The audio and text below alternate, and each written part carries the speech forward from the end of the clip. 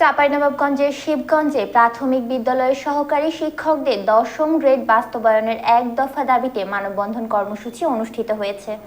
সোমবার দুপুরে দাদনচক ফজলুল হক পিটিআইয়ের ব্যানারে প্রতিষ্ঠানটির প্রধান ফটকের সামনে এই মানববন্ধন অনুষ্ঠিত হয়।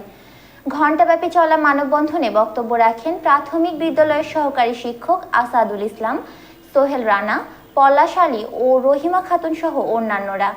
বক্তারা বলেন, 10ম গ্রেড আমাদের দাবি নয়, আমাদের অধিকার। 12তম গ্রেড প্রস্তাবনা প্রত্যাখ্যান করে প্রাথমিক বিদ্যালয়ের সহকারী শিক্ষকদের 10ম গ্রেড দ্রুত বাস্তবায়নের জোর দাবি জানান বক্তারা। আপনারা লক্ষ্য করবেন, তারা দ্বিতীয় শ্রেণী অর্থাৎ 10ম গ্রেড পায়, কিন্তু আমরা কেন পাই না? এক দফা এক দাবি। 10ম গ্রেড আমাদের দাবি নয়, অধিকার। আমরা প্রাথমিক সহকারী শিক্ষক, আমরা জাতি গড়ার কারিগর। আমরা অধিকাংশই স্নাতক বা স্নাতকোত্তর পাশ এখানে এসেছি। আমাদের স্বপ্ন ছিল টিচাররা সবার কাছে সম্মানিত হবে, সর্বজন সমাদৃত হবে, কিন্তু এখানে আসার পরে দেখলাম বাস্তবতা খুবই করুণ। এখানে আমাদেরকে উপহাস করা হয়, তোরা প্রাইমারি স্কুলের টিচার, তোরা তো খুবই নগণ্য। অথচ আমরা জাতি গড়ি, আমরা ছোট থেকেই কাদামাটির মতো শিশুদেরকে তৈরি করি। আমরা কেন এত অবহেলিত? প্রাথমিক শিক্ষক যদি অবহেলিত হয়, তাহলে আপনি সুন্দর ভবিষ্যৎ আশা করেন কিভাবে?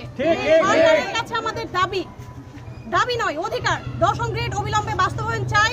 আমাদেরকে আজকে মানববন্ধন করতে হচ্ছে।